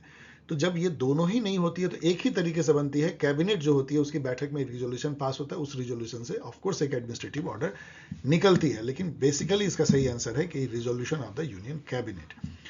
Which of the following was not a salient feature of National Food Security Act? ये बहुत डिफिकल्ट क्वेश्चन है, क्योंकि आप ये सब तो आसान है कि प्रेग्नेंट वुमेन को मील मिलना चाहिए, एल्डेस्ट वुमेन जो है हाउस होल्ड की वो राशन कार्ड उनके नेम से इशू होगा, लेकिन इन दोनों में आप कंफ्यूज कर जाएंगे और आपको एक केवल निकालना है। तो ये जो है ना, ये सही है कि जो गर्भवती महिला है उसको न्यूट्रिशन के लिए, कि उसके बच्चे और जच्चे के लिए जो है उसको 6,000 रुपये जो है मिलते हैं, लेकिन आंगनवाड़ी में जाके मेडिकल चेकअप इसमें शामिल नहीं है। Difficult question. ये एक इंटरेस्टिंग क्वेश्चन है। Negative method of exercising executive control through personal management. Personal management मतलब अपने स्टाफ को मैनेज करने के लिए जो आप रूल रेगुलेशन बनाते हैं, उनकी छुट्टी से, उनको पुरस्कार देने के, उनको टेम करने के लिए उनके कोड रूल बनाते हैं, कंडक्ट रूल बनाते हैं, उनको कैसे बिहेव करना चाहिए, इसको पर्सनल मैनेजमेंट कहते हैं। प्रमोशन, ट्रांसफर, पोस्टिंग सभी होते हैं। उसमें से कुछ जो है पॉजिटिव मेथड हो सकते हैं उनको कंट्रोल करने के लिए, इसको आप कैरेट कह सकते हैं। कुछ स्टिक पनिशमेंट जैसे हो सकते हैं दंड देने के, तो वो निगेटिव मेथड है। इसमें से कौन दंड देने का जो विधान है वो सबसे कम यूज किया जाता है पर्सनल मैनेजमेंट में, इंडियन ब्यूरोक्रेसी में?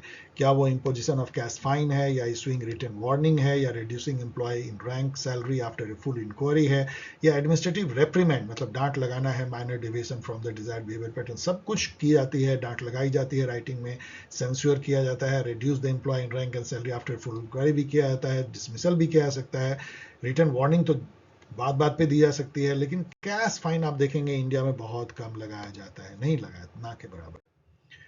Which of the following information are exempted from RTI Act without any exception? ये जो है मुझे लगता है इसमें कुछ कंफ्यूजन है, ये क्वेश्चन को बाद में उन्होंने ठीक किया होगा।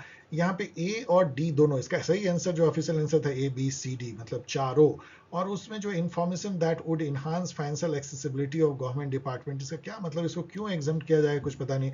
और judicial record pertaining to appointment of जजेज, आई डोंट थिंक ये कोई सेक्रेट है, तो पब्लिक डॉक्यूमेंट है, इसको भी छुपाने की जरूरत नहीं होनी चाहिए।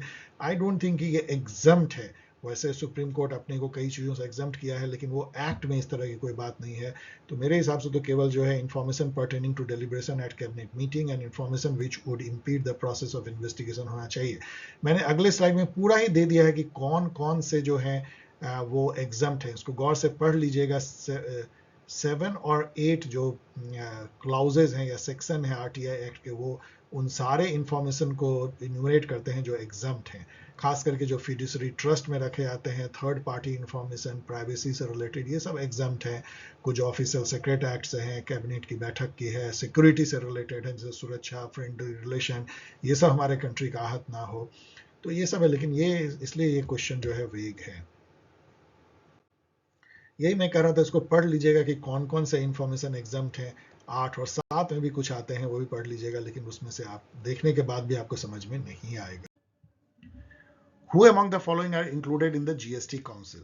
ये भी कॉमन सेंस सवाल है। आपको पता है जीएसटी काउंसिल सबसे बड़ी एक संस्था होती है जो जीएसटी रेट को डिसाइड, सारे पॉलिसी जीएसटी करती है, और फाइनेंस मिनिस्टर उसको हेड करते हैं। यदि फाइनेंस मिनिस्टर हेड करते हैं तो प्राइम मिनिस्टर क्यों रहेंगे? तो बी को आप निकाल दीजिए, प्राइम मिनिस्टर नहीं होते उसमें। तो बी इसमें भी है, बी इसमें भी है, तो चलिए 50-50 गेम आपने खेल लिया। अब यहां देखिए, finance secretary of the government of India, नहीं, इसमें कोई ऑफिसर नहीं होता है। इसमें सारे जो हैं यूनियन फाइनेंस मिनिस्टर होते हैं और स्टेट के फाइनेंस मिनिस्टर होते हैं, जो यहाँ पे लिखा गया है। तो इसलिए ई जो है उसको निकाल दीजिए। तो ई निकल गया, तो बस एक ही बचा, और फिर आपको आगे देखने की जरूरत नहीं, आप देख सकते हैं बाकी कौन कौन है। ये क्वेश्चन पूछ रहा है कि इसमें से कौन से जो है ई गवर्नेंस प्रोजेक्ट या प्रोजेक्ट नहीं है गवर्नमेंट ऑफ इंडिया के। तो दर्पण जो है वो भी ई गवर्नेंस की है, प्रगति ई गवर्नेंस की है, जीवन प्रमाण भी ई गवर्नेंस का ही एक तरह से है, जहाँ पे कि लाइफ सर्टिफिकेट देते हैं वो जिनको पेंशन मिलता है। इन सब के बारे में मैंने यहाँ लिखा है, पढ़ लीजिएगा। सागर या सागर पंचायत जो है, ये इंडिया का पॉलिसी और डॉक्ट्राइन है maritime cooperation Indian Ocean region में। तो ये तो नहीं है कोई ई गवर्नेंस प्रोजेक्ट, तो परहैप्स इसमें जो है इसका सही आंसर होगा सी ओनली। ये बहुत डिफिकल्ट है, क्योंकि ये इंडेक्स कौन मिनिस्ट्री निकालता है। ये शिफ्ट 1 में भी आपने देखा था कि शिफ्ट 1 में आपने देखा होगा स्वच्छता सर्वेक्षण जो है वो हुपा कराती है ministry of housing and urban affair. तो बी का 4 और बी के 4 से ये हो जाता है क्रैक। लेकिन बाकी देख लीजिएगा, गुड गवर्नेंस इंडेक्स भी हम लोगों ने शिफ्ट 1 में देखा था कि वो डार पीजी करती है, मतलब ministry of personal and grievance and pension. तो ए का 2, तो चेक कर, मतलब और बाकी मिला लीजिएगा। लेकिन ये सब बहुत डिफिकल्ट है जानना, आप इस सब क्वेश्चन को छोड़ भी सकते हैं।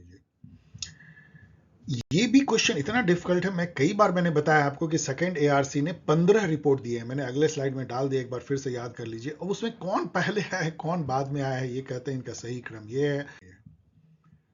89 नंबर देखिए, arrange the following acts that promote transparency in governance and chronological order. इसमें भी आप टिप्स यूज कर सकते हैं। देखिए यहाँ पे आपको पता है कि लोकपाल एक्ट तो 2013 में आई है, और राइट टू इंफॉर्मेशन एक्ट 2005 में आई, ये हम लोग को पता है। तो इसका मतलब कि पहले डी है और फिर ए है। यदि ए डी होगा तो हम काट देंगे। तो यहाँ पे देखिए ए डी है, कट गया। डी ए है तो सही है, डी ए है तो सही है, डी ए सही है, तो एक तो आपने इसे भगा दिया। अब यहाँ पे आपको पता है कि ये 2003 में आई है सेंट्रल विजिलेंस एक्ट। इसका मतलब क्या है कि ई पहले होगा, डी बाद में होगा। तो यदि डी ई हो तो हटा देंगे। तो ई डी है तो ठीक है, ई डी है, यहाँ पे डी ई है, इसको हटा दीजिए, यहाँ पे ये ठीक है। तो दो को हमने भगा दिया। तो इस टाइप से जो है आप इसको कर सकते हैं। एक बात और आपको याद रखना चाहिए कि prevention of corruption act common sense से समझिए कि ये तो कंट्री बनी होगी तभी आ गई होगी, इन सब से पहले आई होगी। तो सी से शुरू होता हुआ होगा। अब सी से शुरू होता हुआ केवल हमको एक ही बच गया है इन 2 वैलिड में से, वो ये है। तो इस तरीके से आप कॉमन सेंस से गेस कर। ये जो है ये भी बहुत अच्छा पैराग्राफ है, पब्लिक पॉलिसी इन इंडिया पे है कि कैसे जो है, और ये गवर्नेंस और गवर्नमेंट के बीच के डिफरेंस को भी बताता है। कुछ जो पॉइंट जिसमें कि क्वेश्चन बन रहे हैं वो ये है कि अब आज के समय में पब्लिक पॉलिसी बहुत बदल रहा है, क्योंकि एक रिसर्च और पॉलिसी का जो है नाता जो है बढ़ते जा रहा है कि रिसर्च बेस्ड पॉलिसी होना चाहिए। इसके अलावा पब्लिक पॉलिसी जो है पढ़ाना चाहिए एग्जीक्यूटिव को, पब्लिक एडमिनिस्ट्रेटर को, क्योंकि उससे प्रोफेशनलाइज होता है ब्यूरोक्रेसी। एक बात यह भी है कि गवर्नेंस क्या है, ये कई जगह आता है। Governance refer to all manners of exercising control and authority in the allocation of resources. मैंने कई बार आपको पढ़ा है, गवर्नेंस जो है यही है कि अपनी कंट्री के रिसोर्सेज को किस तरीके से आप बेस्ट जो है यूटिलाइज कर सकते हैं, बंटवारा कर सकते हैं, कैसे आप इसके लिए निर्णय ले सकते हैं मिलजुल करके। उसमें गवर्नमेंट भी आती है, civil society, market, opinion leader, media, मतलब सबका सम्मिलित प्रयास से आप अपने रिसोर्सेज को या इकोनॉमी को बेस्ट जो है मैनेज करते हैं, डिसीजन लेते हैं, इंप्लीमेंट करते हैं। This is governance, it is different from government. इसके अलावा जो है however the extent to which they have improved the control of resources is a question of efforts changing control relation between the states। आगे देखेंगे हम लोग। ये सब जो लाइन है उसको पढ़ लीजिएगा, इससे सबसे क्वेश्चन है the gap between governance and government has widened. यहाँ पे दिया हुआ है डायरेक्ट, ये गैप बढ़ी है कि बहुत अब ज्यादा एक्टर जो हैं वो एलोकेशन ऑफ रिसोर्सेज और डिसीजन मेकिंग में आ गए हैं गवर्नमेंट के साथ, इसलिए government has not remain same age governance. Which of the following is not correct regarding governance, exercise of control authority है, absence of relation between states and society। absence नहीं है, ये है। allocation of resource है, issue of access to resource of people है, तो ये गलत हो जाएगा। Which of the following are correct that redefine public policy and governments? issue of urbanization, environmental ऐसा कहा है उन्होंने। debate on form of government ये भी कहा है। governance, status of rhetoric ऐसा उन्होंने नहीं कहा, ये दूसरे कॉन्टेक्स्ट में कहा है, जब आप पढ़ेंगे तो समझ में आएगा। इन स्ट्रेंथनिंग ऑफ स्टेट ऑटोनॉमी, तो इसमें ये भी नहीं कहा, ये भी नहीं कहा है, केवल ए और बी कहा है, तो ए और बी है, पढ़ लीजिएगा। Public policy education is necessary to professionalise bureaucracy, ये बिल्कुल लिखा हुआ है, तो ये आसान है। Public policy education needs strong link between research and policy, ये भी आपने देखा, लिखा हुआ है, ट्रू है। Neoliberal paradigm was founded on the narrative of the inefficient state, ये बिल्कुल लिखा हुआ है। Non neoliberal paradigm is inclusive in nature, no, एकदम उल्टा है, एक्सक्लूसिव है, ये इंक्लूसिव नहीं है, तो फॉल्स है। तो आप देख सकते हैं कि ये पूरे के पूरे 10 क्वेश्चन इजी, इसमें आपको 100% नंबर लाना चाहिए। Dear student, thanks for watching. And कुछ ही दिन बच गए हैं, एक केवल जो है और मुझे लाना है वो इंडियन पॉलिटी पे है, वो भी आपको पहले मतलब इसी साल में आ जाएगी, नए साल में जाने की भी जरूरत नहीं है। सो आपको ऑल जो है थीम वाइज लास्ट 10 पेपर्स आपको मिल जाएंगे। That will be A treasure trove for your preparation. यदि आपको वीडियो पसंद आया हो तो जरूर लाइक करें, शेयर करें, कमेंट करें।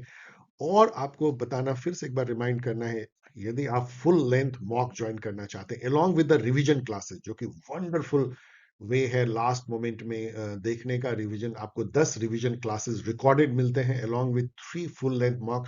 और सबसे ऑथेंटिक यदि मॉक आप देना चाहते हैं, सैकड़ों स्टूडेंट के साथ अपने परफॉर्मेंस, अपनी तैयारी को जांचना चाहते हैं और लास्ट मोमेंट में अपनी प्रिपरेशन को अच्छा करना चाहते हैं, तो आपको स्ट्रांगली सजेस्ट करूंगा कि आप फुल लेंथ मॉक ज्वाइन करें, जो होगी 31 दिसंबर को फर्स्ट, उसके बाद 2 जनवरी को और फिर 4 जनवरी को। और इन सब के बाद जो है डाउट क्लियरिंग सेशन भी होंगे। और जैसा मैंने कहा, आपको बोनस में जो है रिवीजन क्लासेस रिकॉर्डेड मिलते हैं। यदि आप इसमें रजिस्टर करना चाहते हैं तो name, Telegram ID and mobile number भेजें polschelp@polschelp.in। गौर से देखें इस ईमेल आईडी को, कंफ्यूज ना करें, स्पेलिंग सही दें। और यदि आप गलती से इस वीडियो को देख रहे हैं और आप सीयूईटी पीजी दे रहे हैं, तो आपके लिए गोल्डन अपॉर्चुनिटी अभी जस्ट स्टार्ट हुई है, mock test series CUET PG 2026 के लिए। यदि आप उसको ज्वाइन करना चाहते हैं तो मेल आईडी थोड़ा अलग है, gmail.com पे है, जरा देख लीजिए। जबकि यहाँ पे यूजीसी नेट के लिए polsciencehelp.in, जो अपनी इंटरनल मेल आईडी जो है पॉल साइंस की हेल्प की है। तो इन दोनों मेल आईडी को गौर से देखिएगा, इस पे आप कर सकते हैं। इस तरीके से आप मुझसे जुड़ सकते हैं। आपको अब तक तो पूरा पता ही होगा, आपके मेल मुझे काफी मिलते हैं। मैं हमेशा कोशिश करता हूँ मेल, ट्वीट सभी के जवाब देने के। मिलते हैं चलिए इंडियन पॉलिटी वाले वीडियो के साथ। तब तक खूब जम के तैयारी कीजिए और फुल लेंथ मॉक को ज्वाइन कीजिए।